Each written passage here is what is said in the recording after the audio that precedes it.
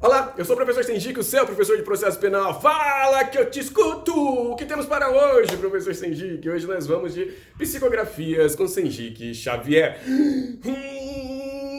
Uala! A questão que eu sinto vivendo no vento é essa aqui. De acordo com o CPP atual, medidas pessoais, medidas cautelares pessoais, como a prisão preventiva, só poderão ser decretadas de ofício pelo juiz durante o processo. Jamais, mais uma vez, jamais durante as investigações. Então vamos destrinchar? Primeira coisa que eu quero aqui que você saiba, eu vi todas as respostas de vocês, eu gostei demais, mas eu serei aqui nesse momento bastante pontual. A gente vai falar só sobre a situação do de ofício, tá? Não vamos falar sobre revogações e assim por diante, tá bom? Isso por quê? Porque virá nas próximas questões, vou fazer mais questõezinhas com vocês. Mas vamos lá, a primeira coisa, aliás, a segunda coisa que eu quero que você saiba, enquanto eu vou lavando a louça aqui do almoço de domingo, é a seguinte, ó.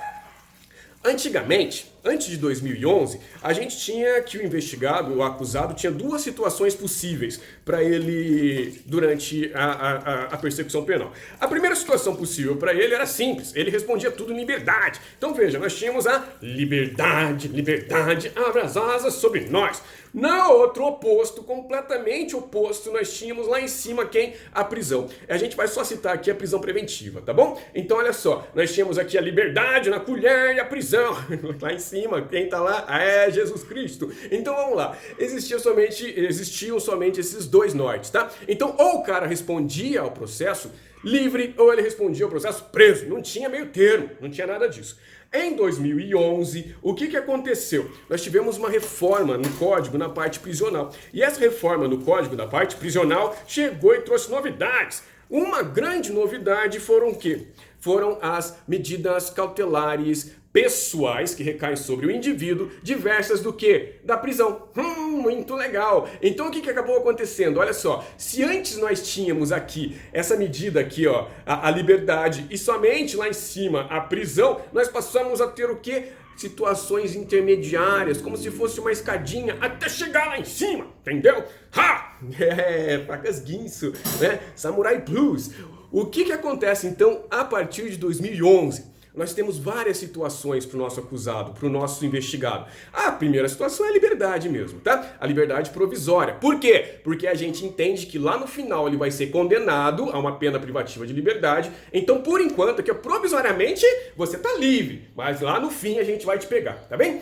Não é o tema da nossa questão, tá? Aí vamos pra cima. Nós tínhamos o quê? Nós tínhamos lá a prisão preventiva. No meio disso foi colocado mais um monte de coisa. Sim, por exemplo, professor, a proibição de você frequentar determinados locais. Por exemplo, professor, a proibição de você sair da comarca. Por exemplo, professor, a tal da tornozeleira eletrônica, né? A monitoração eletrônica e assim por diante. Beleza.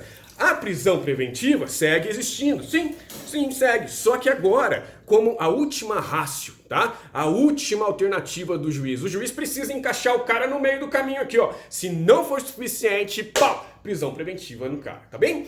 Aí que tá. Lá em 2011, a galera já reclamava, a galera ficou possessa, falou assim, porra, mas peraí, tem alguma coisa errada aqui. Por quê? Porque a Constituição Federal, ela chega e fala assim, ó, nós vamos adotar o princípio do sistema, ou melhor, o sistema acusatório. O sistema acusatório diz pra gente o seguinte, nós temos um órgão que acusa e nós vamos ter um outro órgão que vai julgar. São órgãos diferentes, entendeu?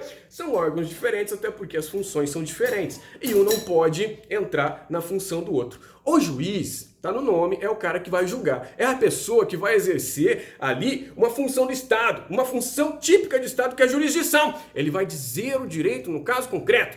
Aí o que acontece? Esse juiz não pode, de forma alguma, participar da acusação. Mas, em 2011, ficou estabelecido no nosso código que o juiz poderia, durante o processo, mais uma vez, durante o processo, quantas facas, professor? Pois é, né? Agora que eu me toquei. Durante o processo, o juiz poderia decretar a prisão preventiva de ofício. Como assim? Ué, ele não tá lá pra julgar? Agora para e pensa comigo. Se o juiz está ali julgando alguém, ele olha e fala assim, esse alguém precisa ser preso preventivamente. É porque ele já considera que essa pessoa é culpada. Então, de algum modo, o juiz já está demonstrando qual que vai ser o julgamento dele lá no final. Pô, que porra é essa, cara? Você não pode, juiz, você não pode decretar a prisão de ninguém preventivamente. Era isso que a melhor doutrina falava. Professor, eu nunca vi isso nos PDF que eu comprei na vida. Simples, porque PDF é feito por macaco bem treinado, não é feito por autor, tá? Eu sempre falo, não compra PDF, compra livro, cacete. Né? Ah, mas livro é grosso. Os PDFs estão desse tamanho também. E o livro é feito por alguém que estuda e por alguém que trabalha com direito. Ele tem raciocínio jurídico, vai te levar vai te conduzir dentro do raciocínio e você vai pegar esse raciocínio para você. E o PDF é um macaco bem treinado que copia e cola, joga as coisas ali, boa. Muitas vezes, olha aí, hein, falando francamente, muitas vezes quem faz o PDF é aluno, tá? Aluno, formado em quê? Educação física, sabe tanto de direito quanto você. Mas bora lá. Então, olha aqui que a doutrina falava. Isso aqui é inconstitucional. Onde é que já se viu juiz chegar e decretar a prisão preventiva de alguém? Não pode mesmo. Pô, por quê? Porque o juiz não pode participar da acusação. Aí veio o nosso pagode. Fui no pagode, na casa do Gago, e o rango demorou a sair. Anticrime, mimi. O pagode anticrime. É, que não é anti porra nenhuma. É só uma medida eleitoreira, né? O que acontece? Acontece que o pagode chegou e falou assim, ó, daqui pra frente nós vamos sim passar a admitir de verdade, adotar de verdade o tal do sistema acusatório. Isso significa, de forma muito simples, bora lá, que daqui pra frente, né, com as faquinhas de novo, um órgão acusa, o outro órgão julga. Eles não podem fazer as mesmas coisas. O juiz não pode julgar. O juiz não pode pedir a prisão de ninguém. O juiz não pode determinar a prisão de ninguém do nada. Ah, porque eu quero. Que porra é essa, cara? Você não tá aqui pra fazer isso, tá? Então, hoje, mesmo dentro do processo, mais uma vez, mesmo dentro do processo, que é a casa do juiz, ele precisa ser provocado para decretar a prisão preventiva. Essa provocação virá de quem? Essa provocação virá de uma representação do delegado, se nós estivermos só lá no dentro do inquérito, tá bem? O delegado só atua no inquérito. Ou do Ministério Público, dentro do inquérito. E na ação penal? Na ação penal, dentro do processo, o delegado não participa mais. O delegado só participa do inquérito. Então, dentro do processo, nós passamos a ter o quê? O requerimento do Ministério Público ou de outras partes. Quem são as outras partes? Primeiro, querelante, se nós estivermos numa ação penal privada. E segundo, né, ao lado do Ministério Público, assistente de acusação, que é a vítima ou seu representante na ação penal pública, tá bem? É fácil, então fica assim, cuidado! Antigamente, o juiz poderia decretar a prisão preventiva de ofício na ação penal. De ofício na ação penal. Mais uma vez, de ofício na ação penal. Antigamente, jamais no inquérito policial. Hoje, o juiz não decreta nada de ofício. Ele precisa ser decretado, ele precisa ser provocado. Quem vai provocar? Depende do momento da nossa persecução. Se a gente tiver, no primeiro momento, nas investigações, o delegado, se for inquérito policial, poderá provocá-lo através de representação. Se não for o delegado, será quem? Será o Ministério Público, tá bom? Se a gente tiver na ação penal, aí quem vai provocar o juiz são as partes da ação penal. Quem são as partes da ação penal aqui com interesse na prisão do réu? Simples, o Ministério Público na ação penal pública, assistente de acusação do Ministério Público na ação penal pública também e querelante na ação penal privada. Viu? Direito é fácil, direito é teta. Beijo pra ti. E não se esqueça, cuide-se e cuide-se dos seus, tá? Essa situação que tá aí nas ruas é muito séria, apesar dos nossos governantes estarem brincando com isso. Beijo de novo. À distância. À distância. À distância.